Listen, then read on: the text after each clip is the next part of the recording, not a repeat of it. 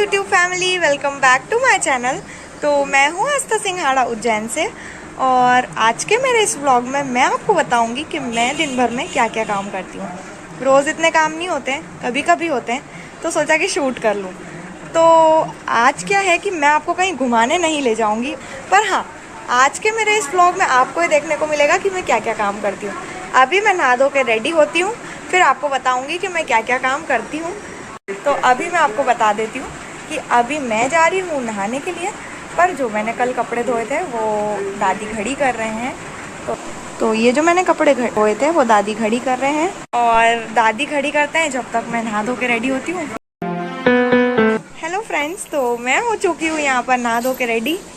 अब क्या है, बहुत लेट हो गई हूँ, तो सबसे पहले बना लेते हैं खाना, उसके बाद हॉल की साफ़ सफाई करेंगे। तो चलो मैं आपको सब कुछ दिखाती हूँ कि मैं कैसे क्या करती हूँ। सबसे पहले करेंगे भगवान जी की पूजा, फिर बनाएंगे खाना और फिर उल्टा काम करेंगे साफ़ सफाई। चलो।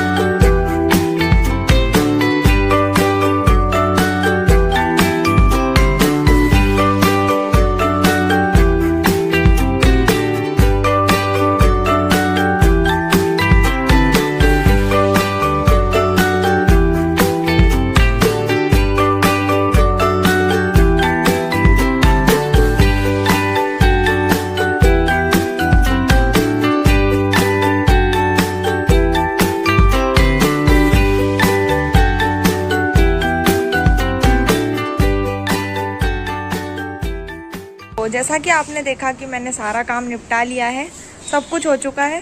अब थोड़ा सा बाज़ार का काम कर लेते हैं। दादी को थोड़ा बैंक का काम है, तो मैं दादी को बैंक लेकर जा रही हूँ। फिर बैंक से आकर मैं बताती हूँ कि आगे क्या करना है। तो जो भी होगा आपको बताती हूँ। ये पहुँच चुके हैं हम बैंक। दूसरी ट्रेन को बैंक का काम करते से ही फिर बताएंगे क्या करना है आगे।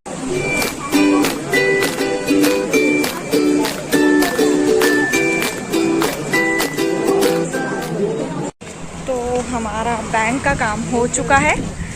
अब चलते हैं घर की तरफ, फिर आपको बताते हैं कि आगे क्या होता है। तो जैसा कि आपने देखा कि मैंने मेरा सारा काम निपटा लिया है, पर अब मुझे ना मेहंदी का सेटअप करने जाना है।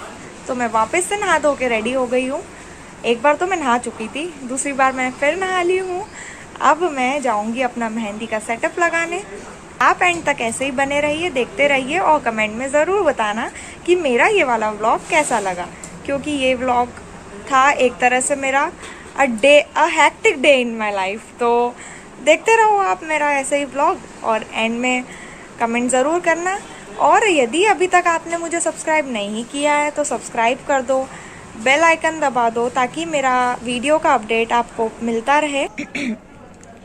मुझे एक्सपेक्टेशंस नहीं थी कि ऐसा कुछ हो सकता है, तो वो ऐसा कुछ था कि पिछले 2 दिन से मेरी दादी की गोल्ड की माला ना घर में किधर उधर दादी ने रख दी। गोल्ड की थी माला, नॉर्मल मोती की थी, उसमें कुछ मोती थे जो गोल्ड के थे। तो 2 दिन से दादी बहुत टेंशन में थे कि यार वो माला गई तो गई कहाँ, घर में से कहाँ गई, मैं तो कहीं गई नहीं। मैं तेरे कमरे में ही सोती हूँ, तो तेरे कमरे में मैंने गादी के नीचे रखी थी, पर मेरे को मिल नहीं रही है, तू ढूंढ दे यार बेटा। तो मैंने कहा मेरे को ऑर्डर से फ्री हो जाने दो, मैं आपको पक्का ढूंढ के दे दूँगी। अब रोज़ 2 दिन से पापा भी मुझसे पूछ रहे हैं क्यों मिली, क्या क्यों मिली, तूने देखी? तो मैंने कहा पापा बस मैं आज देख दूँगी। आज मैंने सोच लिया था कि मैं पूरा कमरा छान दूँगी, पूरा घर छान दूँगी, पर दादी की माला ढूंढ के रहूँगी। मेरे को थोड़ी ना पता था होगा क्या, मेरे को ये भी पता नहीं था कि घर में मिलेगी कि नहीं, क्योंकि दादी कॉलोनी में अक्सर सब्जी लेने भी जाते हैं, पर किस्मत से दादी कल सब्जी लेने के लिए गए नहीं, तो एक चांसेस थे कि घर में ही मिल सकती है। मैंने सारी गादियों की खोल देख ली और ब्लैंकेट की खोल देख ली, तकिए की खोल देख ली, सब दूर देख लिया, कहीं नहीं मिला। एट द लास्ट फिर मुझे आइडिया आया कि एक बार मैं सब उठा लेती हूँ, सारे गादी बिस्तर सब उठा लेती हूँ। तो फिर क्या हुआ कि मैंने सोचा कि अब भैया सब उठा के देख लो। मैंने मेरे कमरे में बहुत सब नीचे टॉर्च डाल डाल के सब तरफ टॉर्च डाल के गैप में सब दूर देख लिया, मेरे को कहीं कुछ नहीं मिला।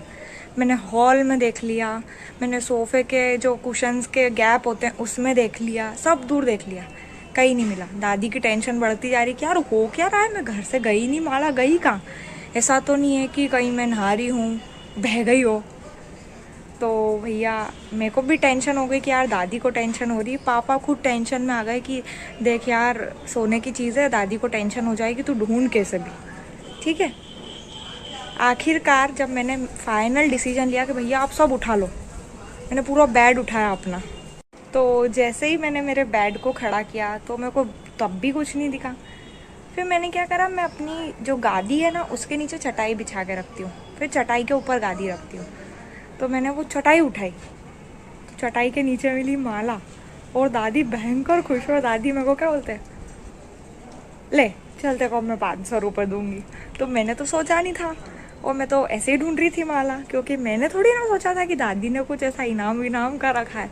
तो मैंने कहा दादी ऐसा क्या, मेरे को नहीं चाहिए 500 रुपये। तो क्या बोले दादी, अरे मेरी माला घूमी थी ना, जब मैंने मन में ही सोच लिया था कि हे भगवान मेरी माला जो ढूंढेगा ना मैं उसको 500 रुपये दूंगी। तो देखो मेरे को ना 500 रुपये दिए दादी ने।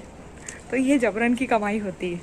अब क्या है कि मेरा तो काम बन गया, क्योंकि मेरे कल ही ब्लूटूथ ईयरफोन ख़राब हुए हैं और ये आ गए मेरे 500 रुपये। तो अब मैं 500 रुपये से ख़रीदूँगी, पार्टी हो गई। और ऐसा भी होता है भैया, हर किसी को ऐसी दादी नहीं मिलते हैं।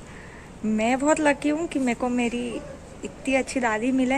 वैसे भी मैं उनकी लाड़की हूँ, कभी भी वो मेरे को पैसे देते रहते हैं, पर जो ऐसे पैसे मिलते हैं ना उसकी खुशी अलग ही होती है। खैर मैं ये पैसे को हमेशा संभाल के रखूँगी, क्योंकि ये मेरी दादी ने मुझे दिया।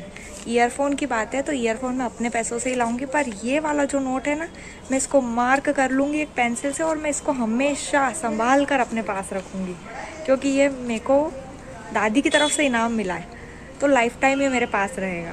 तो देखो मैं आपको दिखाती हूँ मेरी दादी की माला मिलने की खुशी। देख रहे हो आप दादी को, चैन की नींद सो रहे हैं आज, और कर रहे हैं मेरी बात पे।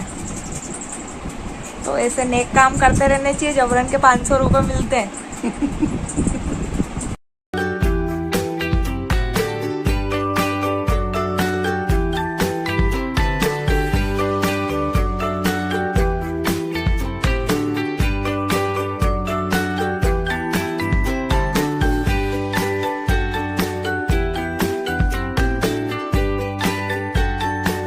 डेकोरेशन करके तो मैं आ गई थी घर, पर अब हम लोग अभी 11:15 हो गई है, और अब हम लोग आए हैं थोड़ा सा गन्ने का जूस पीने। तो मैं पूछूँ और फ्रेंड्स आए हैं।